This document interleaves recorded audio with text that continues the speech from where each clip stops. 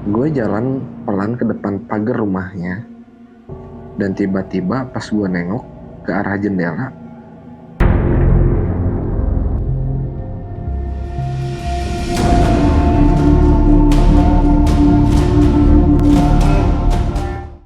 oke teman-teman, balik lagi di Terjadi Horor. Segmen kali ini atau pertemuan kali ini kita mau bacain cerita horor dari salah satu teman kita yang udah ngirimin ceritanya. Kebetulan dia nggak mau disebutin namanya. Betul. Mungkin sebagai profesi juga. Ya, hanya kisah nyata nih. Oke. Katanya menurut si A, kita sebut aja si A ya, itu ada misteri rumah kosong katanya, dekat pasar malam. Pasar malam nih. Biasanya ramai, ini malah mencekam. Oke. Kita bacain ya.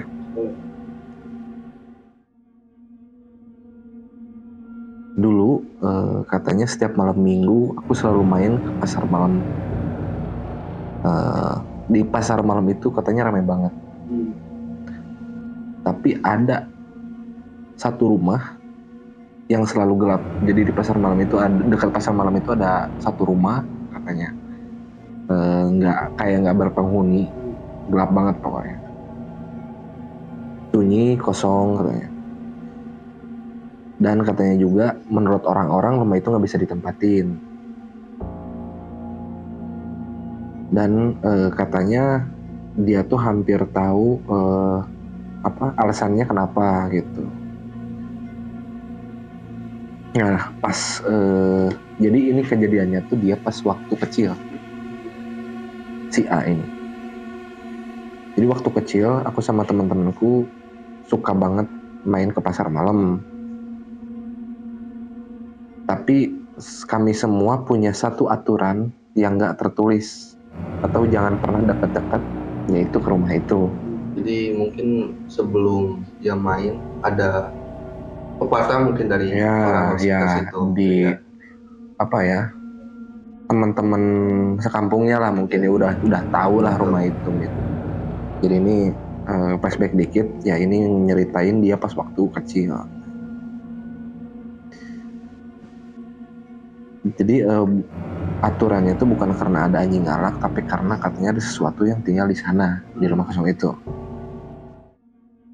Dari udah ada mitosnya lah ya. Ya, udah ada mitosnya kayaknya. Makanya dia tuh buat peraturan sama teman-temannya gitu. Dari luar rumah itu udah kelihatan biasa aja, tapi selalu gelap. Gordennya tertutup dan katanya kalau kamu jalan pelan malam-malam lewat sana, kamu bakal dengar suara perempuan menangis. Ya, jadi kalau tiap malam itu mitosnya katanya. Jadi sampai suatu malam gue dan teman-teman gue nekat lewat depan rumah itu. Awalnya biasa aja, tapi pas kita berhenti sebentar, ada suara kayak nangis gitu, sesenggukan kayak gitu. Kemudian kami saling tatap dan gak ada yang ngomong, tapi kami semua dengar. Jadi semuanya dengar. Jadi saling lihat, saling natap, dengar. Bayanglah mencekamnya kayak gimana. Dan salah satu temannya itu ngajak pulang katanya. Tapi gue penasaran, dan itu kesalahannya. Jadi dia saking penasaran itu maksa lah gitu. Melakukan kesalahan. Masih kecil kan ya. Polos mungkin ya. Jiwa ingin tahunya tinggi. Nah, kemudian gue jalan pelan ke depan pagar rumahnya, dan tiba-tiba pas gue nengok ke arah jendela, gue lihat bayangan putih jalan pelan banget, tapi kakinya nggak ngelayang dan matanya kosong. Langsung seketika nampak itu. Dan besoknya aku cerita ke mama dan dia langsung marah. Dan kata mama tuh jangan main lagi ke rumah itu makanya. Dan ternyata dulu di rumah itu ditempatin sekeluarga. Tapi istrinya meninggal, bunuh diri. Jadi di tempat itu ada keluarga kecil, si istrinya tuh bunuh diri. Gitu. Dan di dalam kamar katanya. Bunuh dirinya tuh di dalam kamar. Pas malam minggu. Dan sejak saat itu siapapun yang tinggal di situ pasti pergi dan dalam seminggu. Jadi nggak kuat. Jadi dalam seminggu tuh orang yang nempatin di situ ya kayaknya udah ngontrak atau apa. Jadi kuatnya cuma seminggu. Habis itu udah keluar mungkin kayaknya nggak sanggup. Dan katanya arwah perempuan itu masih suka menangis dan menampakkan diri ke anak-anak yang iseng lewat pada malam-malam. Setelah kejadian itu gue nggak pernah lagi main ke sana malam-malam. Tapi setiap kali aku masih suka merinding karena aku tahu di balik kegelapan rumah itu ada cerita yang nggak semua orang bisa lihat. Lumayan creepy juga. Hampir sama sih kayaknya modal-modalan cerita pas waktu kemarin gue ceritain di rumah nenek gitu ya. Jadi nggak tahu mitosnya apa rumah-rumah tempat-tempat yang pasti ada kejadian tragis atau kejadian tragis lah gitu pasti selalu ada kejadian. Selalu kosong. Pasti nggak ada yang berani nempatin. Pasti lah.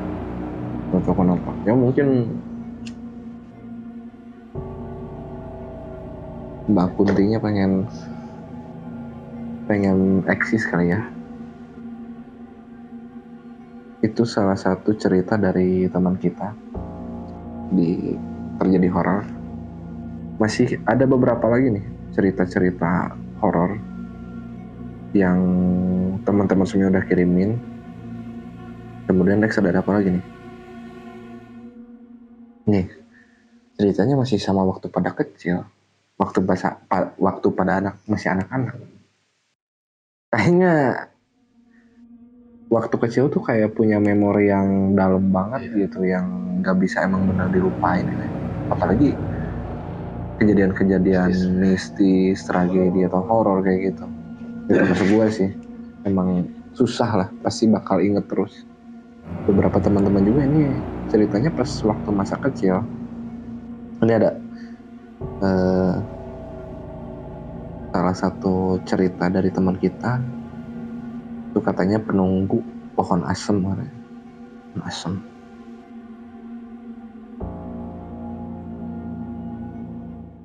Katanya di salah satu kota, dia tuh nggak mau sebutin kotanya,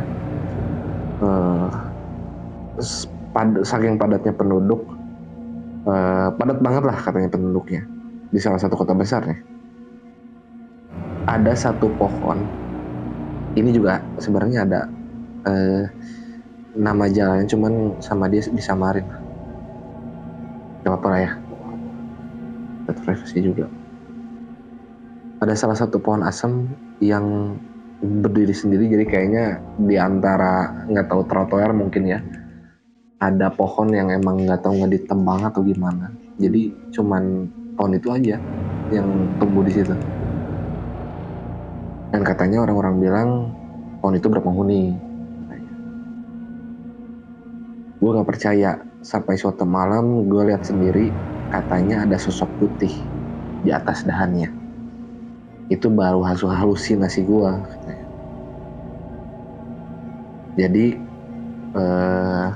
flashback lagi, pas gue waktu kecil, letaknya di perempatan jalan dekat sekolahnya. Katanya jangan pernah berhenti lama-lama di dekat pohon itu, apalagi di depannya. apalagi pas malam Jumat Kliwon. Tapi ya namanya anak-anak, makin orang makin penasaran gue. Iya. Gue dulu sering nongkrong di dekat situ abis les katanya. Tapi ada satu malam yang sampai sekarang gak bisa dilupain. Jadi waktu itu jam 7 malam, gue baru pulang main. Waktu malam itu jam 7 malam, baru pulang main, ngelewatin pohon asam itu. Kayak biasa aja, tapi tiba-tiba lampu jalan di dekat di area pohon itu tiba-tiba mati gelap total. Pas aku lihat ke atas pohon, gue kaget setengah mati. Ada sosok perempuan pakai baju putih, rambut panjang, matanya merah, berdiri di ujung dahan. Tapi yang bikin aku lari sekencang-kencangnya adalah dia senyum. Ngeri banget, sambil senyum loh itu. Nah besoknya gue cerita ke satpam di komplek itu.